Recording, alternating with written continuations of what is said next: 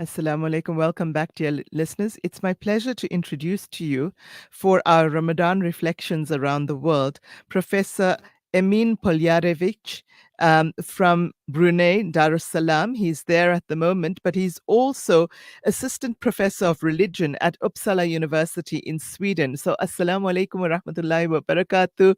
Prof. Wa Emin, thank you so much for being with us. alaikum assalam wa rahmatullahi. Thank you so much for having me.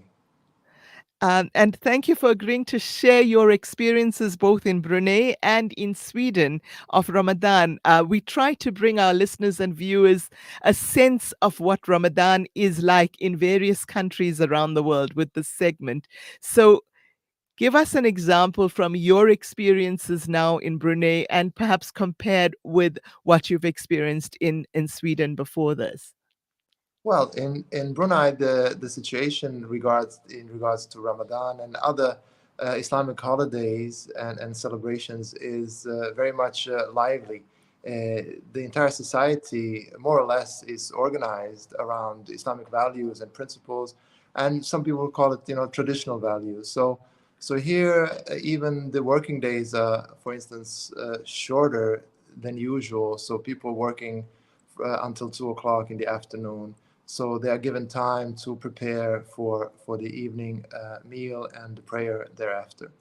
So in Sweden and European minority contexts where Muslims are uh, in minority or in various places in urban areas and also in rural areas, the feeling of Ramadan is much different. Smaller communities, smaller Islamic centers, and the society is not really bothered too much about the Islamic way of life or Ramadan per se. Maybe some instances where people might get an easier, this is on the individual basis, easier working days in agreement with their employer. That might work in some cases, but usually it's not very, let's say, it's not very convenient for Muslims in European context or in Sweden in particular to observe Ramadan. Okay, so you're saying that Brunei really accommodates for Ramadan, changes the whole timetable, as it were, and people work a much shorter day. I know my sister has just recently gone to Japan to work, and the working day there is 9 hours long compared to 8 hours here. And I think that extra hour is really taking its toll on her, given that she went during Ramadan. So from working an 8 hour day to working a 9 hour one. Also, in Sweden, I believe that much of Ramadan centers around the masjid and the Islamic centers because that brings a sense of community when you're in a Muslim minority country. We, of course, in South Africa, also minority here, but I think luckily and thankfully quite a vibrant minority. But also, yes, quite centered around our masjids, particularly for Taraweeh prayers, and even in some instances for the Qiyamul Layl, for the Tahajjud prayers as well. Is the situation similar in Sweden? Yeah, I mean that's exactly what it is. In Sweden, mosques play a central role in during Ramadan. So both they are offering both meals, both in the morning and also suhoor and iftar. So there's a common occurrence. That's kind of it becomes like a safe space for Muslims where they can observe both their prayers, but also communally to spend time together for sure.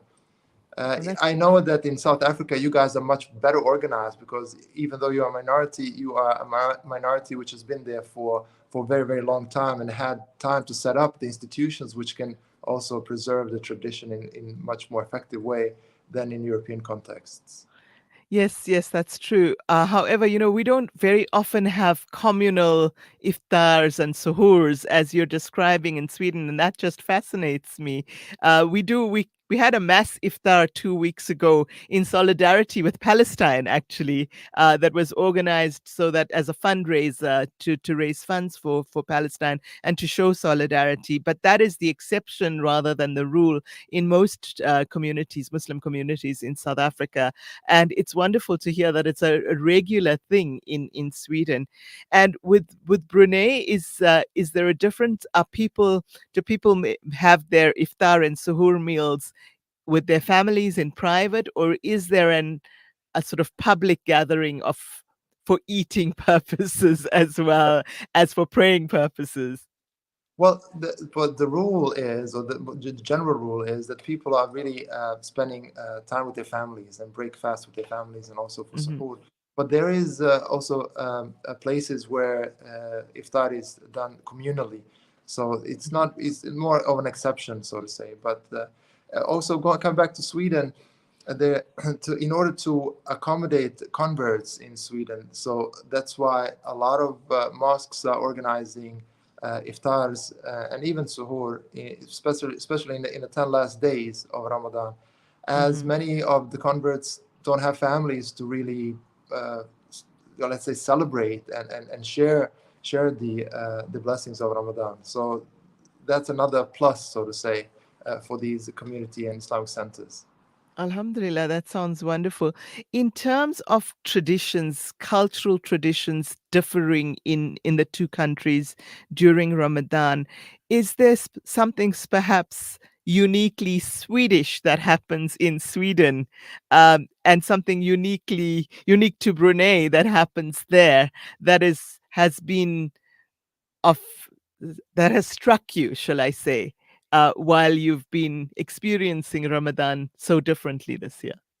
Well, I don't know about uniquely, but in Ramadan, because it's having spent time in Middle East as well, and here, and obviously in Europe, there is not big difference. If you spend time and you come from a traditional Muslim household, you will pretty much recognize the food. Obviously, is different. So in Southeast Asia, broadly speaking, including Malaysia and Indonesia, have a very characteristic food from the region, right? In Middle East is the same. In Sweden, it's a bit different because you will have Muslim minorities from various places, including Middle East and Asia. So you will have a lot of different foods being offered, and that's a beauty of it. I remember distinctly in Sweden, in Islamic centers, you will have people signing up on these lists where which family and who will bring the food, and then you will experience all types of different foods from all various places in the world, because the ethnic makeup of the Muslim communities in Sweden is so diverse. Here you can experience the same thing. You have a lot of expats coming from even from South Africa. A number of people in Brunei are working and living here, and you will then be invited to various households here, and you will also share meals and culture, and specifically in terms of food and diversity. So that's definitely something which is noteworthy. And also, what happens after Ramadan, and that's a unique thing with this region, is that Ramadan, the end of Ramadan is celebrated for an entire month. So people will have so-called open houses. So they will invite people to their houses in one particular day, and you would even have a time slot of 2 hours, let's say. So from 10 to 12 during the day, you will have a number of families coming to your household, sharing food, and then they will leave, and then you will have a new batch. So this goes on for almost an entire month after Ramadan, and that's rather unique to Brunei. And also, I've heard also that happens in Malaysia. It's Mhm. starting happening over there as well. But yeah, I haven't experienced that anywhere else. I've actually heard that from South Africans who are currently teaching in Brunei. So it sounds like a fabulous tradition. I would very much embrace that. I like open houses and I like hosting them as well. So it sounds like a very, very unique thing to Brunei. And of course, the diversity of foodstuffs and cultures that you've spoken about, particularly in Sweden, also sounds fascinating. Inshallah, may Allah Ta'ala allow us to experience Ramadan in different places. I was in Al Aqsa last year, and that was just spiritually mind blowing. I think it was such an intensely spiritual experience, but also very much a cultural experience being invited into Palestinian homes in East Jerusalem. So thank you so much, Professor Emin Poljarević, for sharing your experiences not only of Brunei but also of Sweden with us. Ramadan in both those countries. We wish you Ramadan Kareem during these blessed last 10 nights now last 8 nights of Ramadan, and inshallah a peaceful and blessed Eid as well with your family, inshallah. I mean to you and your viewers as well. Thank you so much. Shukran jazilan. Assalamu alaikum wa rahmatullahi wa barakatuh. Wa alaikum assalam wa rahmatullahi wa barakatuh. And with that, dear listeners, we go off to pay the bills once again to an ad break.